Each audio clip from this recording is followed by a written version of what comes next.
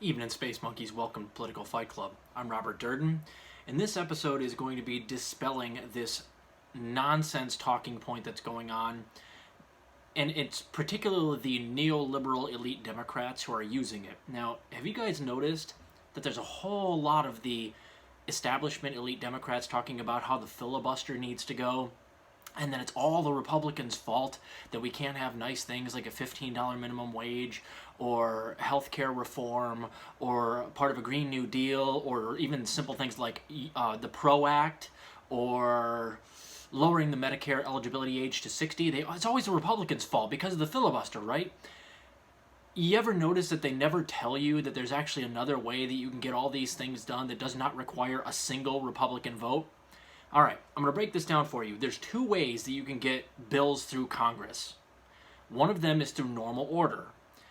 In normal order, if you try to pass something through the Senate, for instance, if you're the Democrats, you have the Senate, you have a 50-50 tie with Kamala Harris being the tiebreaker. That means you have 51-50 advantage in the Senate.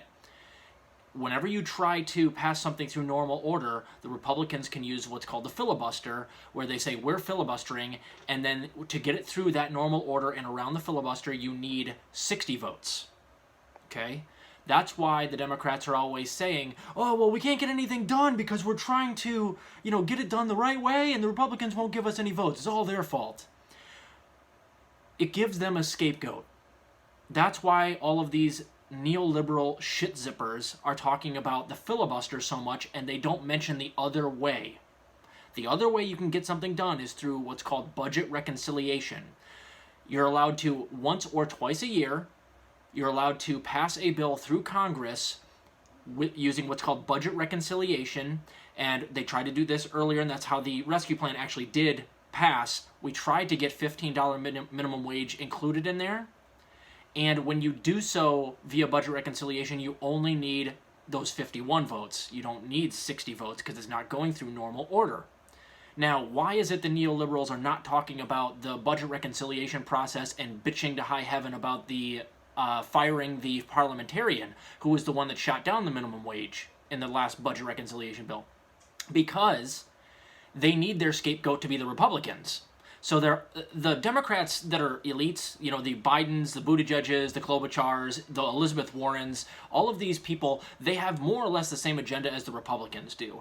They're going to maintain the status quo for big corporations to, keep making money hand over fist and let the inequality in this country keep getting worse and worse because all of these people's donors, Republican and Democrat, are essentially the same. So what they're doing is they want to be able to blame the Republicans for shooting down every single bill because it gives the idea out there, the narrative that they're really trying and fighting for good, positive, progressive things, but it's really the Republicans who are standing in the way. This is nonsense. Get it through your heads. Repeat after me. You do not need one single Republican vote to get anything done. You do not need one single Republican vote to get anything done, ever.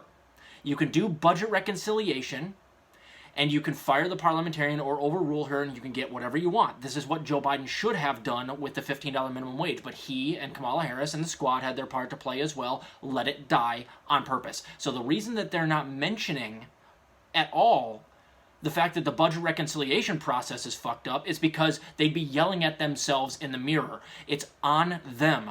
The reconciliation process done correctly can get us whatever we want in our current situation. You do not need one Republican vote. All you have to do is say, I'm overruling the parliamentarian, that's Joe Biden's job, and you have to make sure that Joe Manchin and Kyrsten Sinema vote party lines. That's it. That's it. You do not need any Republicans. Fuck Mitch McConnell, fuck all the Senate Republicans. It does not matter. It does not matter. You can use budget reconciliation to get whatever you want. You want to get the PRO Act in there?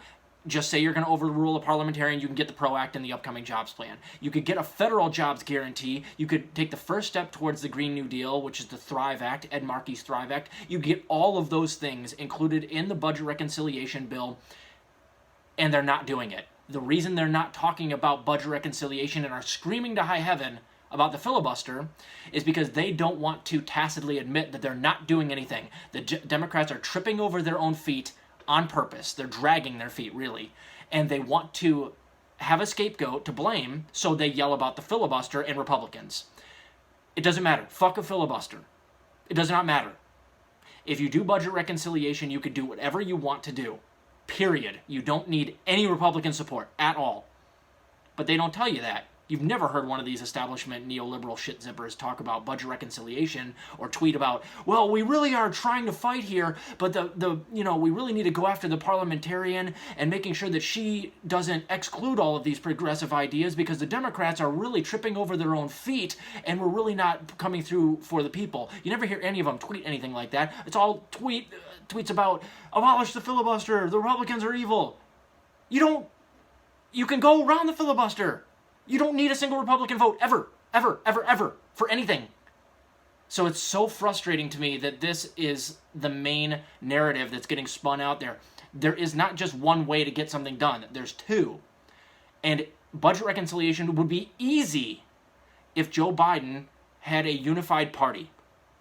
But he doesn't. He doesn't have control, or he is not wielding control over Joe Manchin or the parliamentarian, the way that a progressive would, like Bernie Sanders would. So it's frustrating to me. I wanted to dispel this bullshit talking point narrative that's out there. Forget a filibuster. Forget the Republicans. The Democrats can get this done regardless of those two things if they want to, and they're not. And that's why they're not talking about it, because they don't want to have to take any they don't want to have to take any responsibility for getting nothing done these first 2 years. And then once they lose the House, and probably the Senate as well in the midterms, then they can blame the Republicans nonstop because they will have lost their majority in Congress. And then you can bet your bottom dollar that less than nothing will get done between 2022 and 2024. And likely Joe Biden will get his clock cleaned, or Kamala Harris, or whoever's going to take his place if he doesn't run, will get killed by Trump or Ron DeSantis. And they will have no one to blame but themselves. And they know that, so they go and change the narrative for the 4 years leading up to that failure and say, well, we tried, but it was the filibuster. Assuming that you, the average viewer of politics in this country, doesn't know any better. So that's what I'm trying to do here, guys, is weaponize your brain. And when somebody says, well, the Democrats couldn't get anything done because the Republicans were blocking them, you go, nope, not true. Not true. They can get anything done via budget reconciliation. The filibuster does not matter. You do not need one single Republican vote on anything, period. And anybody that tells you that it's the filibuster and the Republicans that are standing in the way of all this progress right now is gaslighting you, or they're uninformed. So share this with whoever. This is the Democrats not doing something because they don't want to. It has nothing to do with Republican obstructionism. Now, the Republicans are always going to obstruct, but they don't have the numbers. They have no power. No power. Zero power. The Democrats are choosing not to get anything done because, again, they're status quo defenders, the same as the Republicans. They just happen to wear blue ties to work. So keep fighting the good fight out there, guys. Fuck a filibuster. We don't need one single Republican vote for anything. I'll see ya.